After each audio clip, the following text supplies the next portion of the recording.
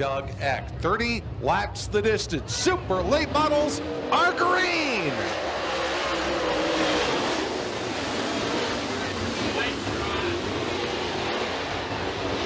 As the field heads down the backstretch, it is going to be the Dylan Cece, number 18, grabbing the early advantage.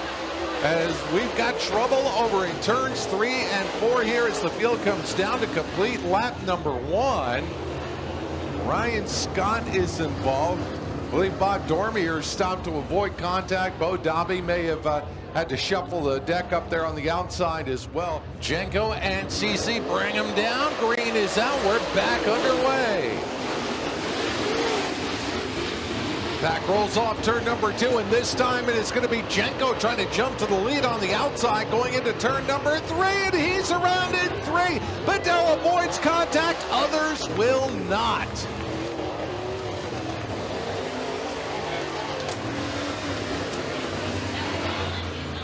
A single spin by Jenko creates chaos in turns 3 and 4. CC, as we get ready to fire them off in the restart zone in turn number 4, and we are back to green.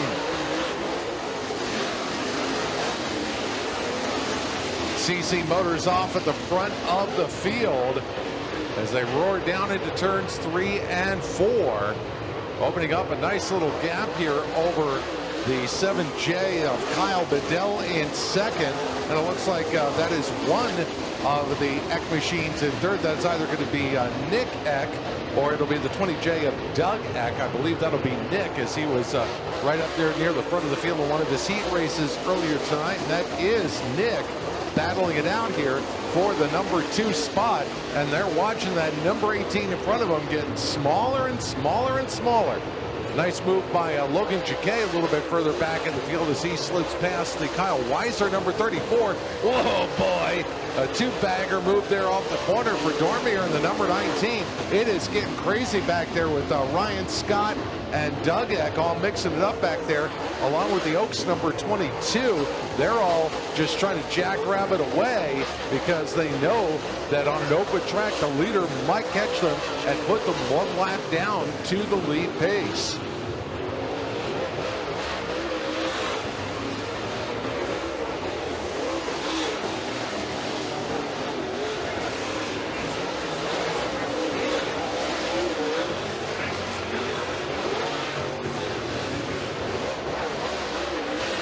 Looks like Ryan Scott's night has come to an end.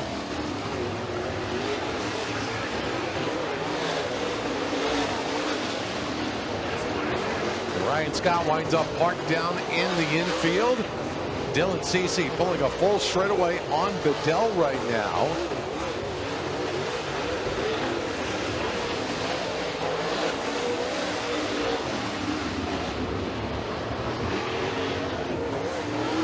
Doug Eck moving down to the inside of the track there to give Dylan Cece some room to move around.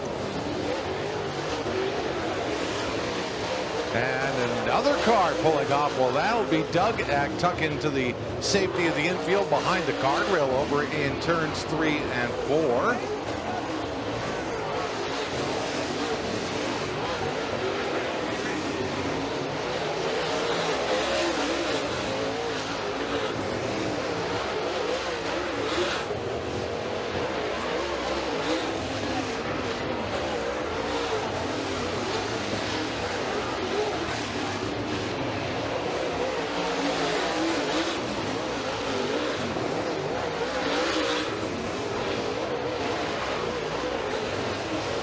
So as we continue toward the halfway point of tonight's Ron Baker Memorial for the super late models, Dylan Cece holding on to a very comfortable advantage here coming off turn number 4. Kyle Bedell continues to run in the number 2 spot. Nick Eck in third. The 12 of Andy Bluzel has worked his way up to 4th. And it is Logan Jacquet sitting in the 5th spot. Looks like Dormier 6th, Oaks 7th. And Bo Dobby right now in the 9th spot.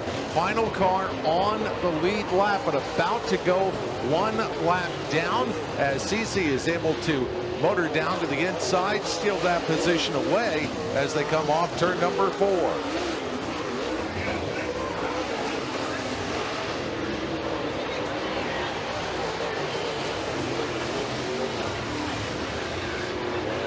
Working back off turn number 4, Dylan Cece in this very potent number 18 machine. Holding on to the advantage now, has a lap car between himself and the second place machine of Kyle Bedell. Meanwhile, Andy Boozle with the 12 and the number 1 star of Logan Jacquet. They've caught the back of Nick X number 20. So race for 3rd, 4th, and 5th starting to develop here as we work in the back half of this Ron Baker Memorial Super Late Model feature event.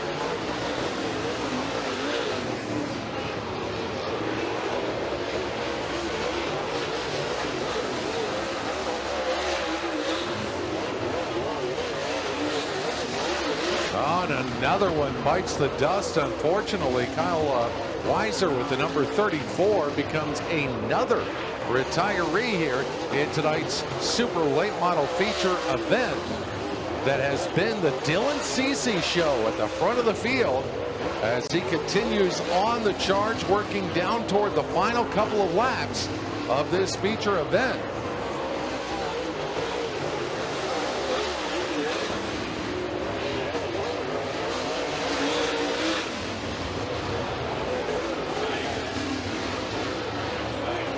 Two to go when they come by this time. Dylan Cece working his way off turn number 4, looking to put a lap on the Bob Dormier number 19. Bedell has been able to catch up just a little bit here. He's chipped maybe a third of the straightaway off the advantage, but Cece will not be denied, or so it seems, as he comes to the white flag this time. So final lap of tonight's Ron Baker Memorial here tonight at Freedom Motorsports Park. And the longtime Southern Tier Street Stock campaigner has a Super Late Model feature win. Dylan Cece takes the win. Bedell finishes in the 2nd position.